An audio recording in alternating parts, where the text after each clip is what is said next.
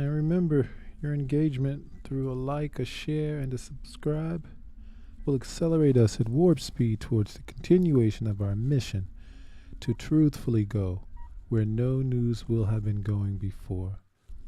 Corbyn has been banned by Starmer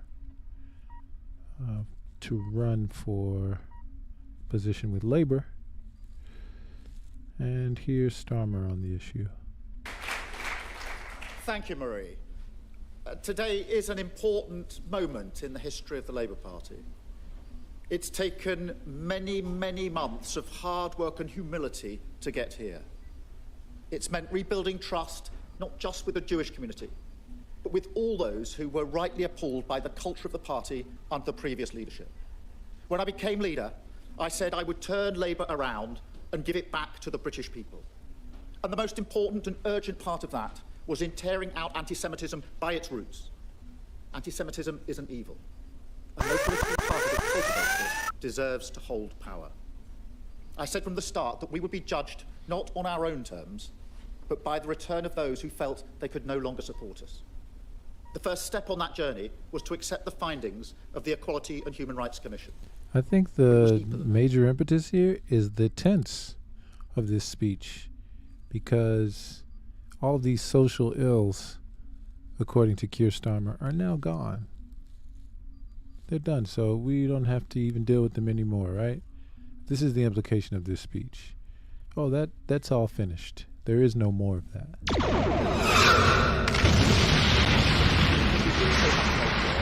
But there was no space for anyone who didn't do the same. That is as true today as it was then. Let me be very clear. Those who seek to blame others or downplay what happened in our party are themselves part of the problem, and we will have zero patience or tolerance of that.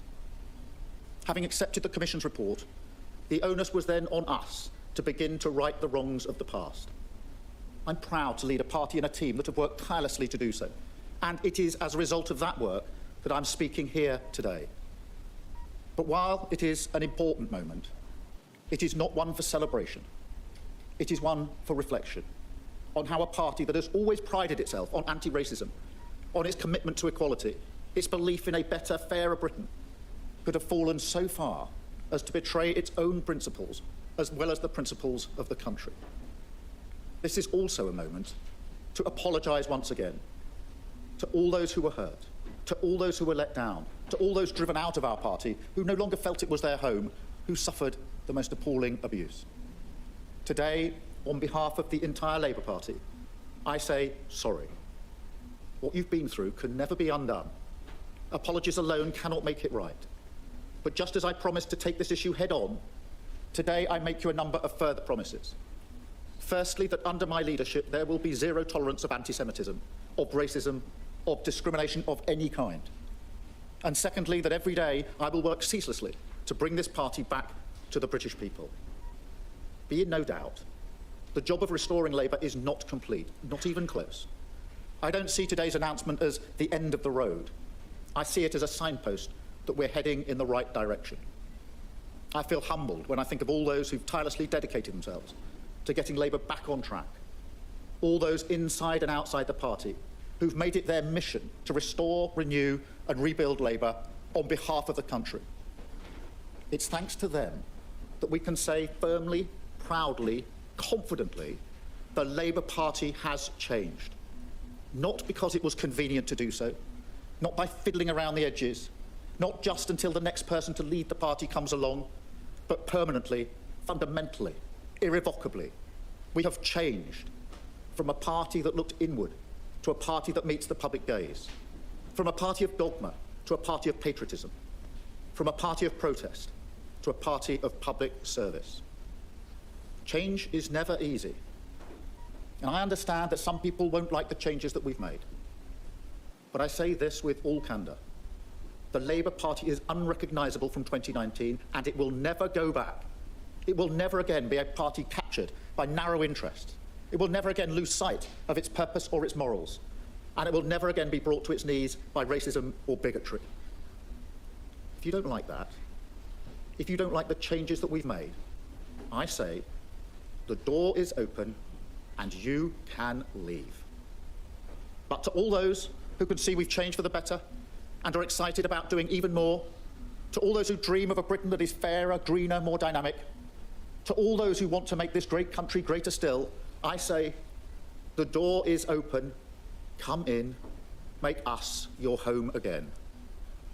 Working together, I believe we can do great things for our country.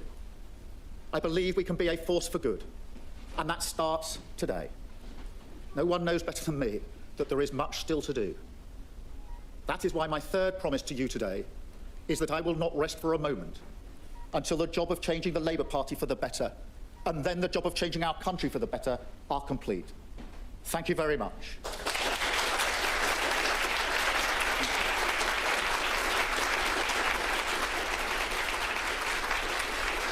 Thank you.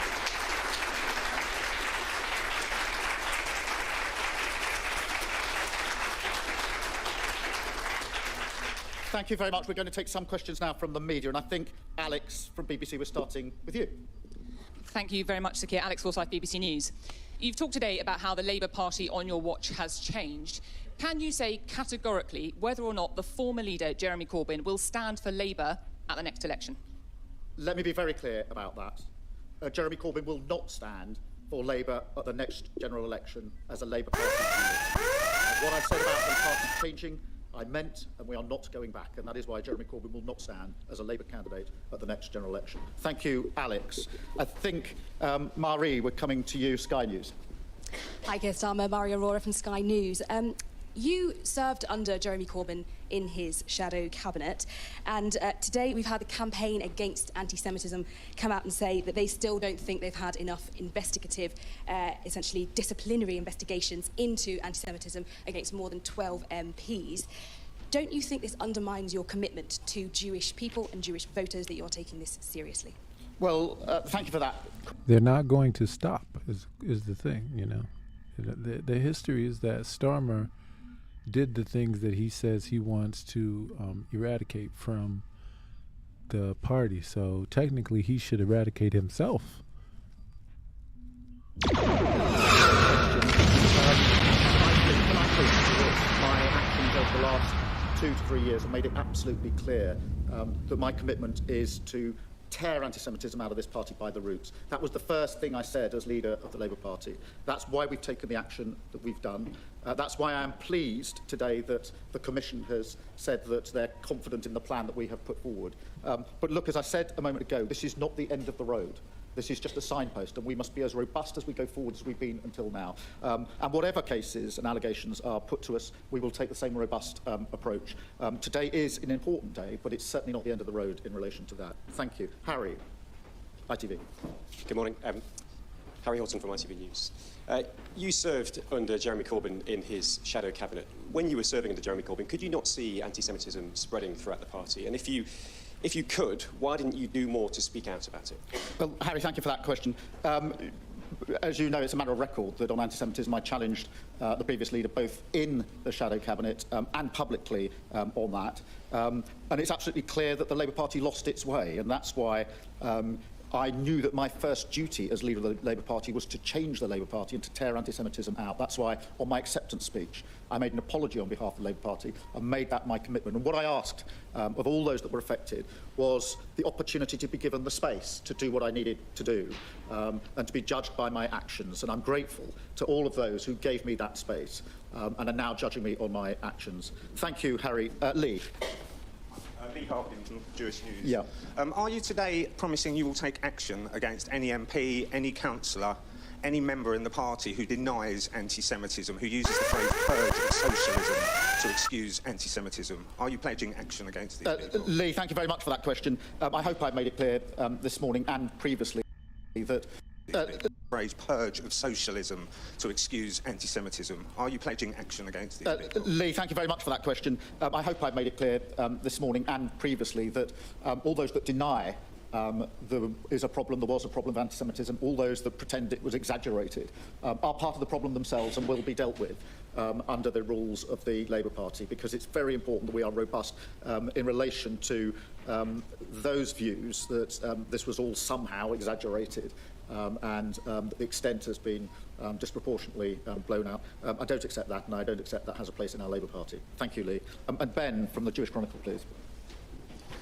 Good morning, Sir Keir. Hi. So it seems this is a really big day for the Labour Party. It seems the upper echelons are in the right place and the HRC is happy with the progress. But as alluded to by Marie van der Zyl at the Board of Deputies, there are still issues at the local level with councillors and party officials. JC revealed just yesterday a party official local party official, who had been posting, extremely questionable content for many, many years up until most recently.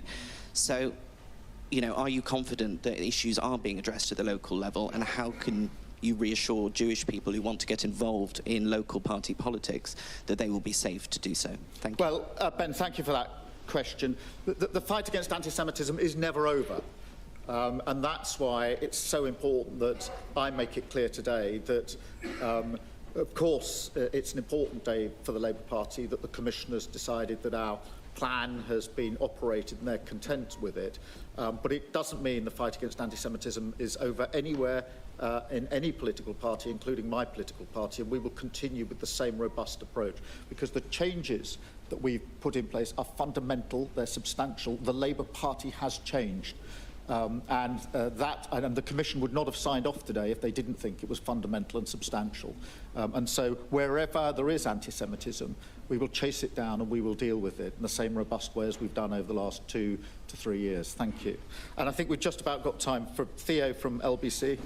Theo Ashwood, LBC. Thanks for taking my questions, Sir Keir. At the beginning of your statement, you said that under Jeremy Corbyn, Labour cultivated anti-Semitism. That would suggest that there may have been a political intention to allow a culture of anti-Semitism to foster for perhaps political ends. Do you think that's the case? And I think everybody in this room could testify to the fact that there is still anti-Semitism is still prevalent in society. And how much responsibility do you think Jeremy Corbyn, his leadership of the Labour Party, bears responsibility for that?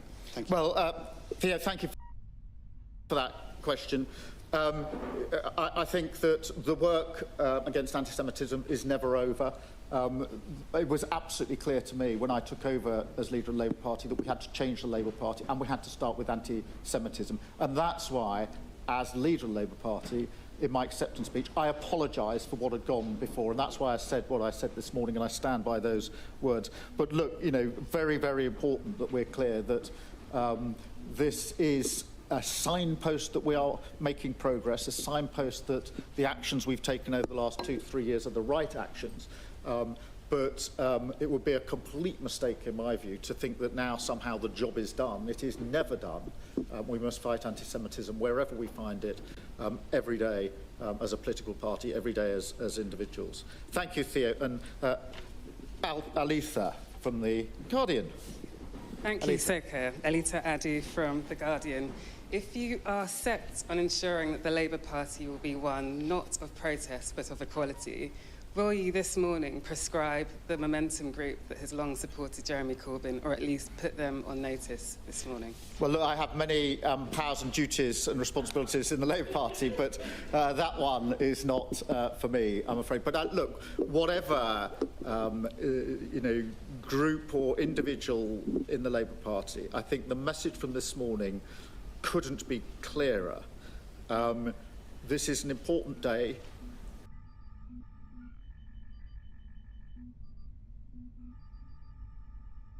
Okay, Labour Party plunged into chaos as Corbyn's cronies ready to challenge Starmer's decision. This is from yesterday. Jeremy Corbyn and his allies are expected to challenge Sir Keir Starmer's vow to block him from standing as Labour candidate. Jeremy Corbyn and his allies have come out fighting after Sir Keir Starmer barred the former Labour leader from standing for the party in the future. Mr. Corbyn's expected to challenge Sir Keir's vow to block him from standing as Labour candidate, claiming the move's a flagrant attack on democracy. Giving a press conference yesterday in which he addressed the party's history of anti-Semitism, Sir Keir said the former Labour leader betrayed the values of the British people. He blocked Mr. Corbyn, who is currently suspended from the party, from making a return, saying, "Will categorically not stand as a Labour candidate at the next general election." Allies of Mr. Corbyn have said he's likely to seek the Labour nomination for his constituency from the local party. He's been the MP for Islington North for 40 years. The move could force Sir Keir to formally block his candidacy, with sources suggesting Mr. Corbyn may fail the vetting process because of his past remarks on anti-Semitism.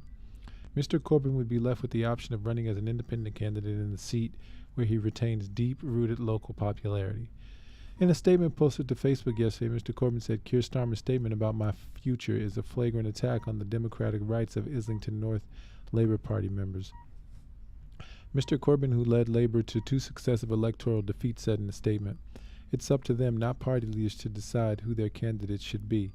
Any attempt to block my candidacy is a denial of due process and should be opposed by anybody who believes in the value of democracy." Diane Abbott, who was Mr. Corbyn's shadow Home Secretary, also weighed in, saying, "The day Starmer won leadership of the Labour Party, he described Jeremy Corbyn as a friend and a colleague. Now he wants to throw him out of the party." Writing on Twitter, she also hit out at fellow Labour MP Dame Margaret Hodge, rejecting her suggestion that Sir Keir was fighting privately to address the issues under Mr. Corbyn's leadership. Mr. Abbott said, "I was in Jeremy's shadow cabinet alongside Starmer. It is nonsense to say he was fighting privately." The Equality and Human Rights Commission yesterday announced that it's concluded its monitoring of the Labour Party over anti-Semitism within the party. Mr. Corbyn was suspended from the parliamentary party over his response to EHRC's damning report in 2020 and now sits as an independent MP.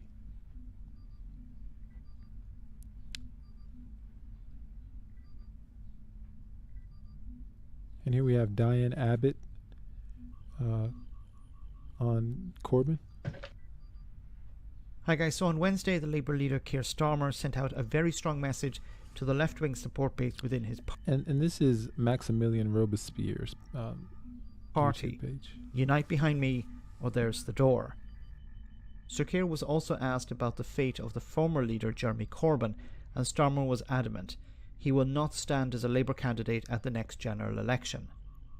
Now, Diane Abbott, a strong supporter of Jeremy Corbyn, was interviewed by the newsagent's podcast, where she dropped something of a bombshell regarding her former leader.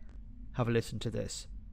What do you remember, Diane, of Keir's relationship with Jeremy when he was in the shadow cabinet? I do recall Keir Starmer calling him a colleague and a friend in the leadership election. What was your recollection of that time? Well, they had a perfectly good relationship as far as I knew, a perfectly friendly relationship. The only thing that they differed on was that Jeremy, in his heart of hearts, is a Brexiter, and Keir Starmer at that point was passionately pro-European. You think he was in his heart of hearts a Brexiter? Yeah, sure. I've known Jeremy a long time. Remember when, in the 80s, when both of us were sort of starting out in the party, Tony Benn, who was a huge hero to all of us, and a hero to the Labour Party grassroots, he was anti the EU. He saw it as a conspiracy of business people and so on. So that was a common view on the left in the 80s, and I think it's a view that Jeremy still held. But Jeremy's always been about uniting the party, and he knew most party members were pro-European. But himself, I would say, deep down, he was a Brexiter. Do you think he voted Remain then, Diane? Or leave? Oh, he would have voted Remain, because that was the policy of the party. Yeah. But Diane, why wouldn't you be honest with your party if you were the leader and that was where you stood? No. Jeremy, after all his years in the party, at the end of the day, is loyal to the party. Wow. Okay. That was a bit of a bombshell, because I had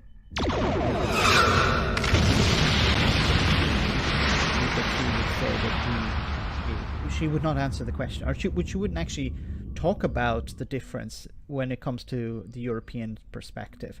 Look, I think it's not a shock to many people that Jeremy Corbyn was a Eurosceptic back in the 1980s.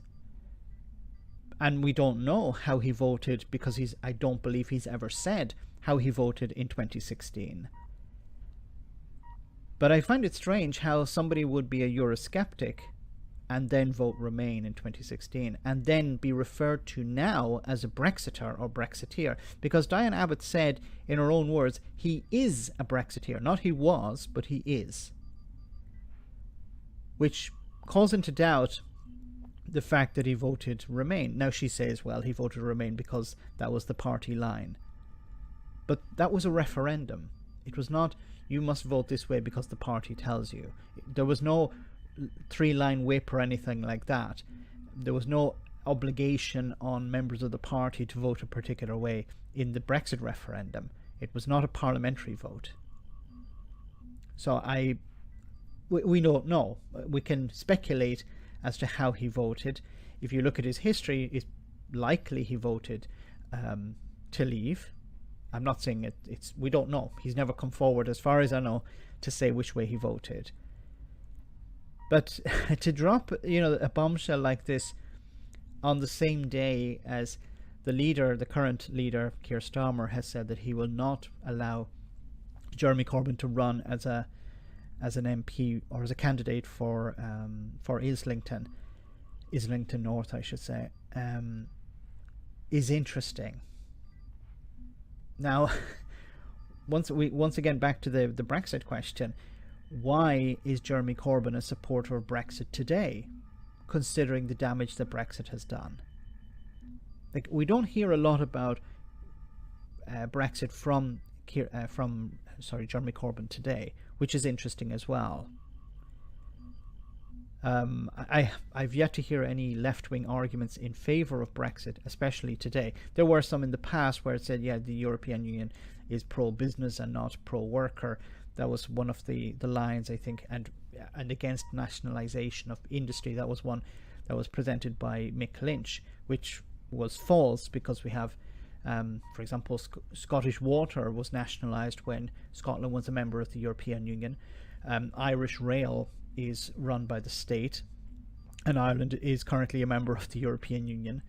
So it's not a case of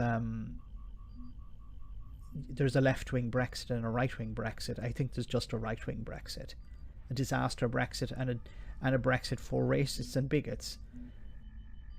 Well, I'm hoping that Jeremy Corbyn will come forward and clarify his position on Brexit, because Diane Abbott is sort of outing him as a Brexiteer, something that he's never said that he is. Very interesting. Let me know in the comment section, guys, what you think. I have another article. This is from Labour List. Mistake to prevent Corbyn from standing for Labour, McDonnell says. This is a sort of a middle ground opinion. John McDonnell has said it's a mistake for Keir Starmer to prevent Jeremy Corbyn from standing as Labour candidate after the Labour leader confirmed that his predecessor would not be allowed to stand for Labour at the next election. In an interview with the BBC's World at One program earlier today, the former Shadow Chancellor and Corbyn ally said, "I think it's a mistake for Keir to try and bar Jeremy Corbyn from standing. But it's not just about Jeremy, it's much more fundamental than that." The Labour backbenchers said, "It's something more fundamental than whether it's Jeremy Corbyn or me or anyone else is allowed to stand. The issue for us is that we are created as a coalition of a whole range of different political views, a broad church as we describe it. And the norms of our party, the normative values of our parties, is to have the sort of mutual respect for those different views and hold together. That includes ensuring that we have democratic procedures where the rights of our party members is enable them to select the candidates of their choosing, and to undermine that flies in the face of everything that we stand for." Starmer gave a speech on Wednesday following the Equality Human Rights Commission, EHRC's announcement that it's concluded its monitoring of the Labour Party, which began following the equality regulator's investigation into allegations of anti-Semitism within the party. When asked following the speech whether Corbyn would stand for Labour at the next election, Starmer said, "Jeremy Corbyn will not stand for Labour at the next general election as a Labour Party candidate. What I said about the party changing, I meant, and we're not going back. And that's why Jeremy Corbyn will not stand as a Labour candidate." In a statement released on Wednesday evening, Corbyn said, "Keir Starmer's statement about my future's flagrant attack on the democratic rights of Islington North Labour Party members. It's up to them, not party leaders, to decide who their candidate should be. Any attempt to block my candidacy is a denial of due process and should be opposed by anybody who believes in the value of democracy.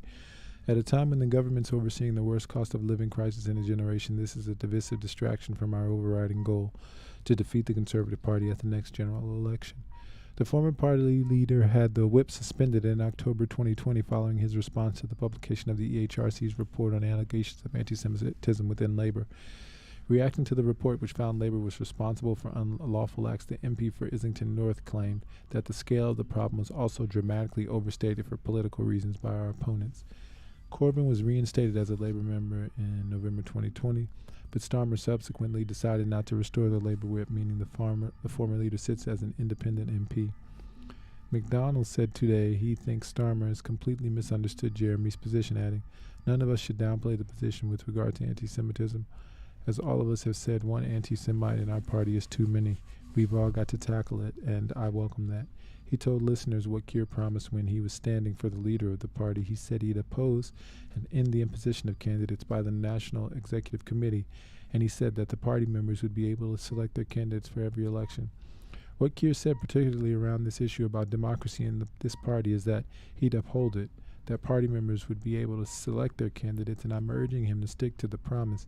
Otherwise, it'll open up a vulnerability. It'll open up a vulnerability that the Tories will use, the Labour MP argued. Guidance issued by Labour last year for selecting parliamentary candidates ahead of the next general election takes long listing powers away from local members in favour of putting the leadership in the driving seat. Under previous guidance, long lists were drawn up by selection committees made up of the local party secretary and the treasurer, and NEC representative, 2 affiliated organization reps, and others elected by the local party. A rule change seeking to return long listing powers to constituency, Labour Party, CLP, selection committees was defeated at last year's party conference, with delegates voting against the proposal by 56.95 to 43.05%.